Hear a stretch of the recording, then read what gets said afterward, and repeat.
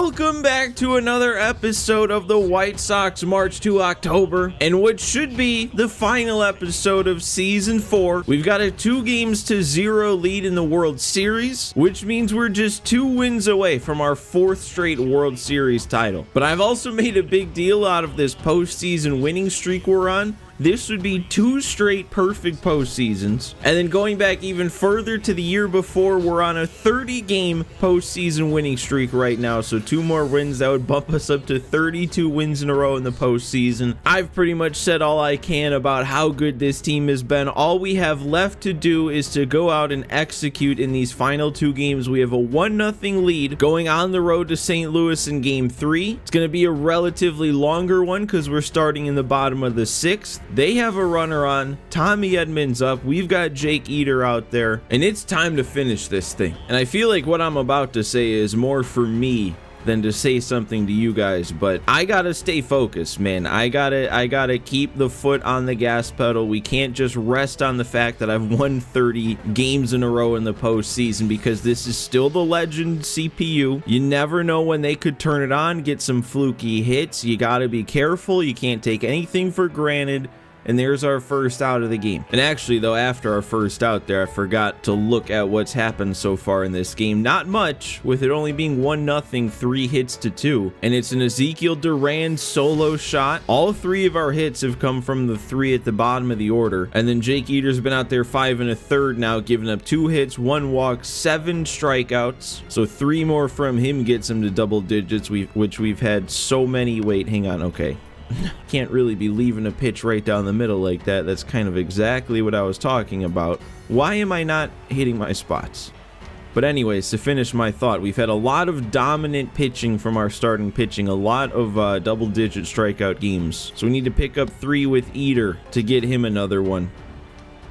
And I mean, I'm lucky there because he chased, but I don't know what's going on. I can't avoid getting like a yellow release. Something's always going wrong.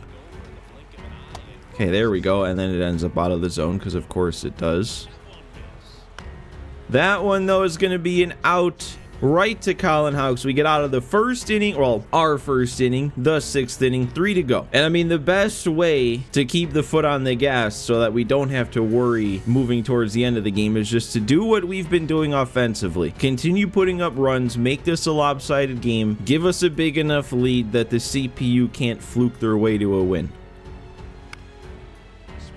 And that's a bad swing, especially right after he went to that same pitch but missed. You got to get around on that. Oh, and I'm rolling over on the sinker. That was kind of right down the middle for me too. I just picked it up like it was a fastball. See, I'm too early too. Everything I'm too early on. We got to slow the bats down. Okay, I'm barely not too early to keep that one down the line, even though that's still a very early swing. When you get a hanging curve like that, though, especially with 2 outs, you want a bit more than just a single. That was an opportunity. Dude, why am I so... I cannot slow the bat down on anything. Oh, okay, well, there we go. I finally time up a pitch well, and then I'm a little bit too far under it there. Not my best hitting inning, but I feel like at least with that last swing, I kind of finally got my timing down. I don't know, you probably know if you follow this series as I post it, but for whatever reason, it's been about a week since the last episode. I don't really have an explanation for that. Only reason I bring that up at all is just to say now I haven't played for like a week, so if my timing is a little bit off, that's why. There we go, though. Back-to-back curveballs picking up a punch-out. I think that's 9. Okay, Eder, what are we doing now? We've made 4 perfect pitches this at-bat, and 3 of them have drifted out of the zone. That one actually might have if he didn't swing. I'm going to be curious to see. No, it still stayed in the zone. All right. I don't know, though. I don't know if I'm going to want Eder to go past this inning, and if we got 2 outs, he's got one last chance here to pick up that 10th punch-out. A&E got it. Another curveball in the dirt that we get a chase on. 10 strikeouts, 7 scoreless for Eder. Depending on what we do offensively, we'll probably call it for him there unless we get like 5 runs or something. Ooh, but they're going to a new arm. I was actually kind of hoping they wouldn't do that. That's okay though. I feel like we hit this guy last time we saw him. Oh, and right away, my timing is perfect. I just forgot to move the PCI. And all right, well, with the new arm coming in, we got to get this guy out of the game. He's, I mean, he hasn't had too many chances in the postseason. We haven't had too many lefties to face for Senzel to start, but not having it hit at all, that's a bit of a disappointment. Go ahead and go Fletcher. Kind of sucks that you can't just, like, seamlessly flip-flop, like, DH in a position player. If I were to bring Fletcher into the field, then whoever I sub him into the field for would be out for the game, and then we'd have the pitcher batting again. You lose your DH if you bring him into the field. And so that's now 3 straight I've had good timing on the PCI, just isn't catching up now. And then that was just a real nice pitch. Am I really not going to score here? All right, well, we are going to go ahead and get Eater out of there then. Couple lefties due up this inning. We'll go Tanner Scott. I mean, if there was ever 2 arms to feel comfortable about getting 2 innings with only a 1-run lead, it'd be Tanner Scott in the 8th and then Crochet in the 9th, and that's a good start. And there we go. Massive chase there on that slider. That was way more inside than I wanted it to be. Oh, and they brought in a pinch hitter. I glanced away as I was pressing X just to get to the new guy, but Mason Wynn is in. And Duran, you got to run that down. He's there. Scoreless 8th, 1 to go. Let's just, all I ask is 1 run. I just want 1 run to feel good about this one. Wow, even Vlad? I'm even missing it with Vlad?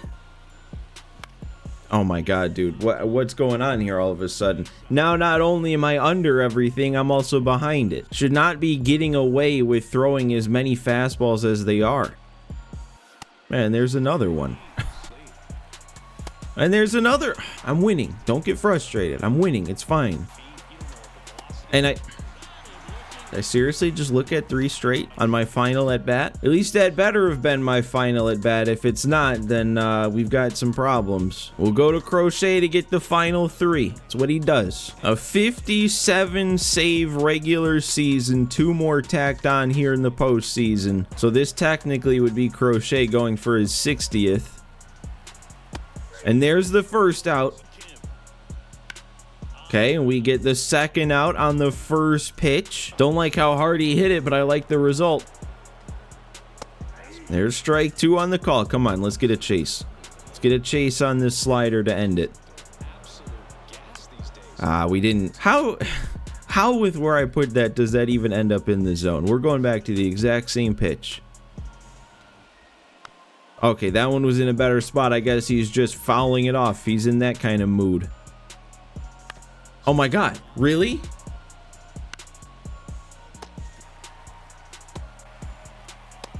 Dude, when I say the Legend CPU can kick in at any point, this is the exact type of at-bat that I mean.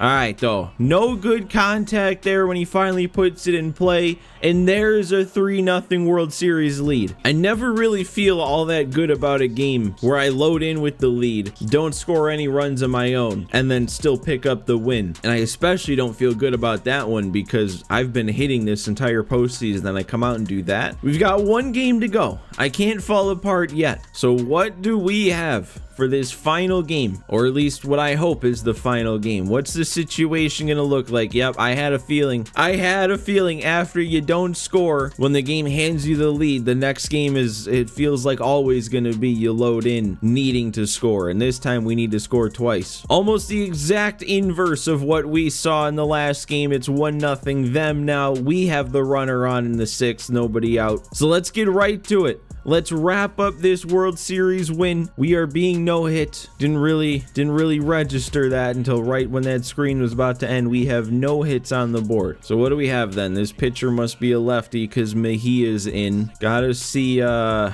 mean, I don't know. I guess there's not really much to see. We do have a walk, so we're not being perfect gamed. Grant Taylor's pitching quite the game, though. Only 1 hit allowed. It happened to give up a run, but he has 10 punch outs, just like everybody else is. Ha-Sung Kim with a homer, and that's it. That's the whole game. What does Mejia want to do for me?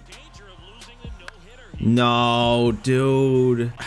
After such a battle, he places that perfectly. I timed it up. We're not moving the PCI all of a sudden, at least not to the right spots. 71 miles per hour on the curve. That's why the 93 fastball actually looked kind of fast there. There we go, though. That's got to get us up to third. Lawler's speed should get us all the way into second. And just like that, we've got 2 in scoring position. Go ahead runs on second. And guess who that brings up? Guess who's coming up to the plate with the lefty still out there? It's Nick Sen. No, I was so excited. I was so excited. This was the spot. He hasn't done anything in the playoffs, and he got the spot, and they put him on for free. All right, well, Hayes, make him pay. Okay, well, didn't hit it quite as hard as I want to. It's going to tie up the game, though. For our first inning with 3 to go to get it tied up immediately, not have to worry about playing from behind, that is big. Even if with the bases loaded and 1 out, you'd love to do more, but look who's coming up now to do more. And I'm getting real tired of this. I'm getting real tired of being just under everything. I don't know what's going on. Would have loved to have taken the lead. You got 2 runners in scoring position, 1 out. You want to take the lead, but we'll have to do that later. For now, it's all about Grant Taylor. He's actually 77 pitches in. That's a little bit more than I feel like you see through 5 innings. His energy's still looking fine, though. And there's the first out. I thought we actually just kind of caught that, but that's all good.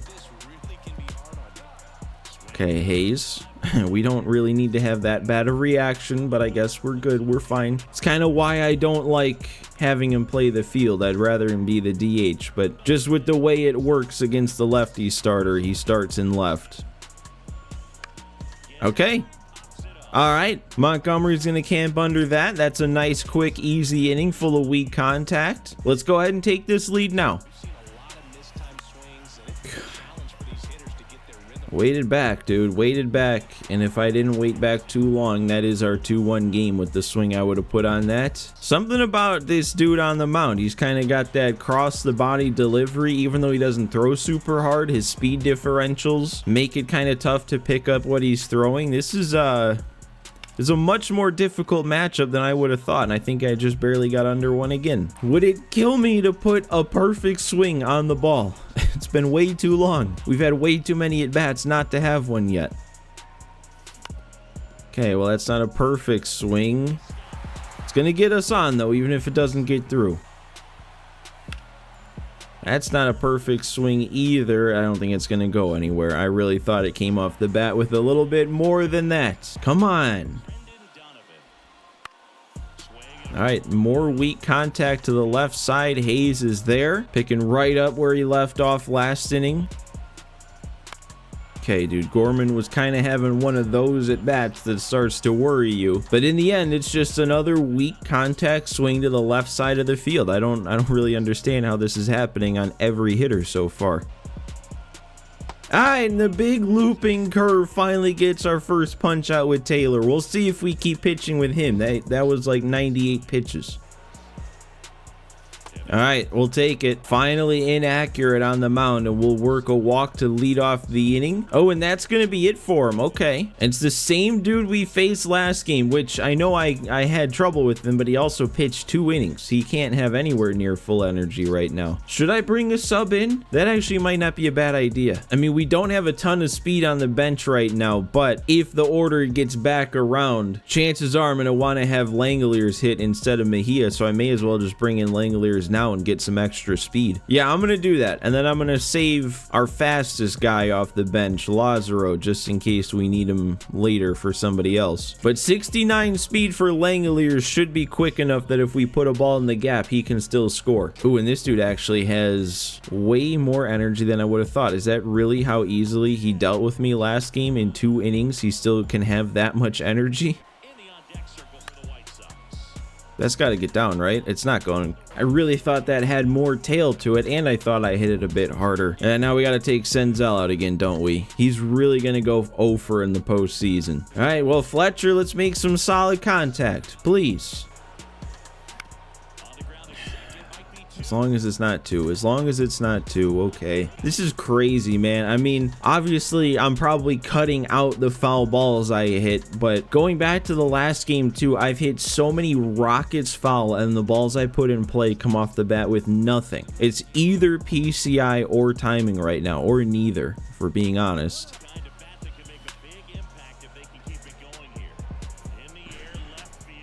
can't put it all together on one swing. I don't understand where my hitting is gone when it matters most. All right, well, we are getting Grant Taylor out of there. We're going Clay Holmes. This is all of a sudden getting kind of tense here. Okay, that was good to see. I mean, I guess actually I don't like that contact was made, because it does kind of seem, going back to last inning, they've been starting to have more and more of those type of at-bats with just a lot of foul balls, a lot of good eye takes on close pitches. You don't want to see that. You don't want to see the legend CPU start to heat up like that. Oh, God. All right, there we go. That's all right. Missed the fastball right down the middle, then chases at the slurve. I guess that's good.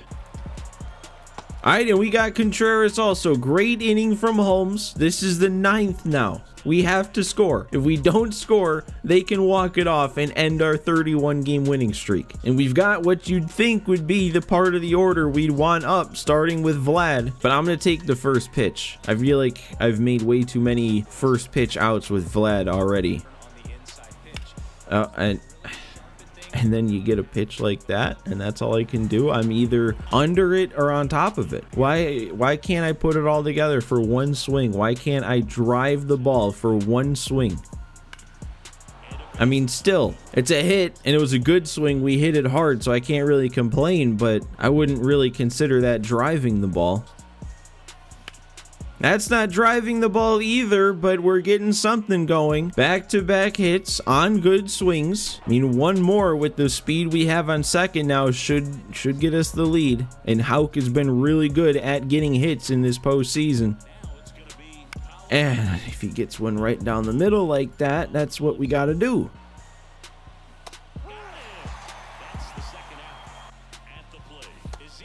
Okay, now he's just going to this line. He's spammed fastballs now for 2 appearances, and then all of a sudden, out of nowhere, he's going sliders over the plate. And I can't slow the bat down now. And I missed it. Oh my God. I really was not anticipating needing to get this frustrated with how smoothly this postseason is gone. Now at the final hurdle, the last game, it's getting to me. I'm gonna stick with Clay Holmes. He had such a good inning last inning that okay, well, there goes that. It's gonna be instant extra bases, runner in scoring position for the CPU with no outs. Oh, and they're bringing in more speed off the bench, even better. So that's 86 speed out there with nobody out. Well, I am now gonna go to Tanner Scott. He's got the high clutch rating. It was like 95. I don't know, but it's up there. Did pop up saying though that they think he might bunt. Well, he's not going to there. Okay, I'm a little surprised. This definitely seems like a bunt situation.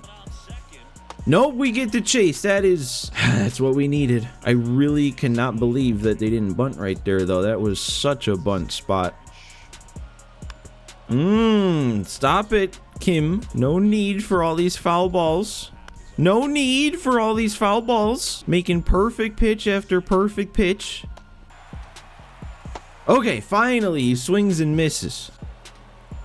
And there's strike 3, dude. Tanner Scott, what did you just do? Comes in with nobody out and the winning run on second base and just strikes out 3 in a row. All right, 10th inning. For some reason, they're still leaving this guy out there. And well, I guess that's the reason. I literally can't hit him. I don't understand either. Didn't I like score a bunch off of this dude the first time we saw him, whenever that was, game 1 or 2? I even thought I was on that. I didn't even think I was. Okay, it was because I was on it. I just didn't move the PCI. I was on that one. One too many hanging sliders. Finally timed it up. Finally made a perfect swing. And Shea Langoliers. He's the one to do it. His first at-bat of the game, his first at-bat of the episode since Mejia was starting against 2 lefties, and he comes through with that 467 to dead center. And ooh, okay. I thought Lawler was about to get on there too, but no, nice play. Oh my God, it's identical. That's the identical animation. Yeah. Oh, it is going to drop in. All right. One more chance for Vlad then. I'm happy about that because I don't like how I've played with Vlad today. Let's get him another chance to redeem himself. Get us a more comfortable lead. And okay, I mean that's not exactly what I had in mind, but Vlad is going to deliver. I mean, when I talk about something good with Vlad, I'm imagining like, you know, no doubt shot onto the concourse or something, but that works too. And I actually might have gotten that. I may have gotten that with Robert. I did, and that's probably the dagger. It has to be. 2-out rally to lead to a 3-run shot in what could be Luis Robert Jr.'s final at bat on the White Sox. He's a free agent as soon as this World Series ends, and he might have just ended his White Sox career on a bang, on the biggest of bangs. All right, and even though it's no longer a save spot, we gotta end it with Crochet. We gotta pick up these final 3 outs. Know we can rely on the guy to do it. And there we go. It's almost automatic lefty-lefty with that slider away. Ooh, okay. Little bit of fight with Jordan Walker. Base hit up the middle. Oh my God, and look at Arenado chase that slider too. There's 1 to go. 1 more out for 4 straight. And that should do it. Also potentially fittingly to Luis Robert Jr. And there it is, 4 straight World Series titles. I mean, the further we get into this March to October, the more easy it is to forget where we came from, where we started. This was starting with the worst team. That was the reason I picked the White Sox for this year's March to October, was they were the worst team. I was going to be the worst team no matter what. Sox started the year 30th ranked. So we went back to them, and we've taken this team from being the worst team, avoiding the real life 2024 season the White Sox had, and instead we've won the World Series every single year. I don't know who that manager is these days. You can't really do anything about that. You can't even see who the guy is in March to October. But there we go, man. Back-to-back World Series wins against the Cardinals. That was the rematch. Back-to-back perfect postseasons. 32 postseason wins in a row. And like I've said so many times already, 4 straight World Series. And I think I'm going to go ahead and put off looking at awards for next episode, which will also be the off-season episode. But what I will say before we finish up this episode here, it's the middle of January. We don't know exactly the release date yet for MLB 25, but chances are it's probably almost exactly 2 months away from right now. But after doing my little bit of research going into this postseason, when I wanted to see, you know, World Series history and see what kind of history we'd be making winning 4 straight, and seeing that there was a team who won 5 straight, I feel like we gotta one-up that. So my goal for this March to October, before MLB 25 comes out, I want to fit in 2 more seasons, I want to win 2 more titles, and I want to be the first team ever to win 6 straight. So you guys have been sticking with this series. It blows my mind how many of you guys have been sticking with this series this many episodes in, this late into the year. So I guess that might be good news. You feel like you got 2 seasons left in you? I think we can do it. But for now, that's where we're gonna go ahead and call things for today. We did it again. We've added more hardware to the trophy shelf. Just had the greatest season of all time, one-upping what was the greatest season of all time, which was just our last season. And next episode will be the start to find out if we can do that again. We'll go through awards, we'll do that little bit of recap at the beginning, then we'll get into the off season. But I'm just rambling at this point. So you guys, make sure you hit the like button, subscribe, leave a comment if you have any thoughts. But thanks for watching as always, guys. Thanks for hanging out with me, and I will see you next time.